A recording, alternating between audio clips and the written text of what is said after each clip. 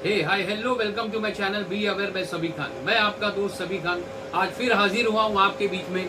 कुछ जो इश्यूज चल रहे हैं सिरसगांव कस्बा की प्रॉपर्टी को लेकर, उसकी आपको काफ़ी मालूमात और सच्चाई क्या है वो बताने के लिए आया हूँ मैं।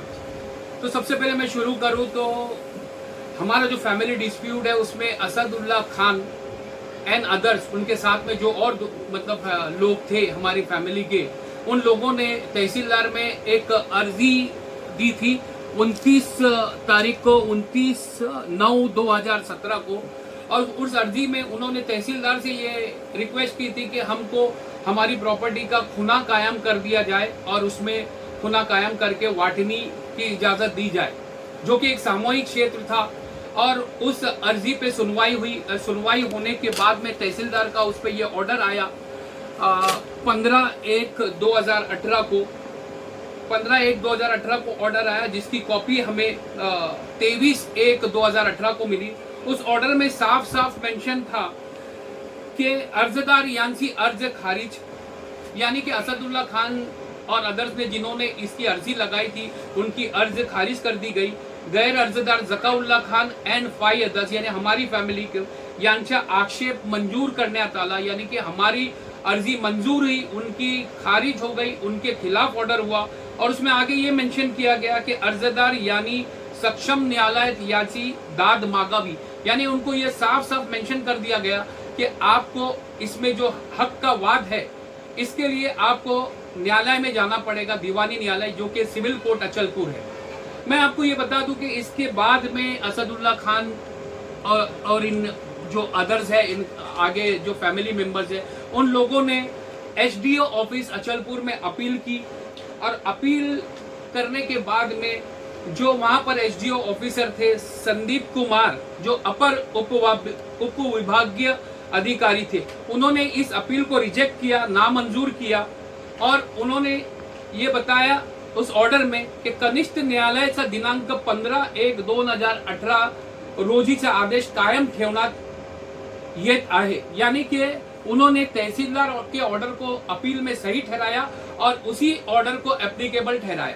आगे एसडीओ के जजमेंट के बाद में जब इनको साफ कह दिया गया था कि वही ऑर्डर तहसीलदार का कायम रहेगा, जिसमें यह मेंशन था कि दीवानी न्यायालय में जाना चाहिए उनको, उन्होंने इसको भी नजरअंदाज किया, कोर्ट में नहीं गए। और 4-5 साल के बाद में उनकी लगातार कोशिश चलती रही कि खेतों पे जाकर इलीगली तरीके से कब्जा करना, ट्रेसपासिंग करना, जिसमें कि काफी सारी कंप्लेंट्स हमारी हर डिपार्टमेंट में हुई, पुलिस डिपार्टमेंट में और जो भी जरूरी डिपार्टमेंट था वहाँ कंप्लेंट हुई। जिस कंप्लेंट के आगे हमने उसको कंप्लेंट पे जब संज्ञान नहीं हुआ तो चांदूर बाजार कोर्ट में एक प्राइवेट केस किया, जिसमें इन लोगों की नोटिस निकली और 8/5/2026 को इन लोगों को कोर्ट में हाजिर रहने का एक नोटिस दिया गया, जो कि इन नोटिस के बाद में भी उन लोग कोर्ट में नहीं पहुंचे और लोगों में एक भ्रम फैला रहे कि हम कोर्ट में पहुंचे थे। तो जिसका रोजनामा मैं अभी इसके साथ में डालूंगा, उसमें मेंशन है कि ना कि उनका वकील ना वो लोग मौजूद थे। और आगे इसकी जून की तारीख दी गई है और ये लोग कोर्ट में ना जाकर, इन लोगों ने इनको समझना चाहिए कि जब ये कोर्ट में नहीं गए तो वही ऑर्डर जो तहसीलदार का है वही कायम रहेगा।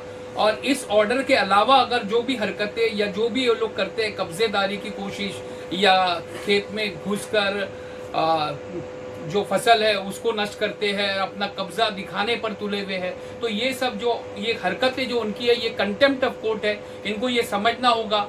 और मेरी इस वीडियो के माध्यम से, इस ऑर्डर के माध्यम से जितने भी तहसीलदार डिपार्टमेंट के लोग हैं, जो कंसर्न लोग हैं, उन सबको मैं यही गुजारिश करूंगा कि ये कंटेम्प्ट ऑफ कोर्ट कर रहे हैं, इस पर इनका संज्ञान लिया जाए। अब आगे मैं आपको ये बता दूं कि इतनी सब सारी हरकतें करने के बाद में अब मेरी मालूमात के जो मुझे मिली है, अब इसमें ये मालूमात आ रही है कि मेरे रिलेटिव, जो मेरे खानदान के रिलेटिव है, जो वसीउल्ला खान, और वो उन लोगों ने एक पावर ऑफ अटॉर्नी एक बंदे के नाम पे की है। तो मैं आपको ये बता दूं कि ये power of attorney totally null and void है, यानी कि ये संवैधानिक नहीं है, ये कानूनी तौर पे सही नहीं है। क्योंकि जब इनका वाद जो 85/2 में वाद का जो फैसला आया क्या ये इनकी अर्ज खारिज हो गई तो ये किसी भी तरह की पावर ऑफ अटॉर्नी नहीं बना सकते हैं।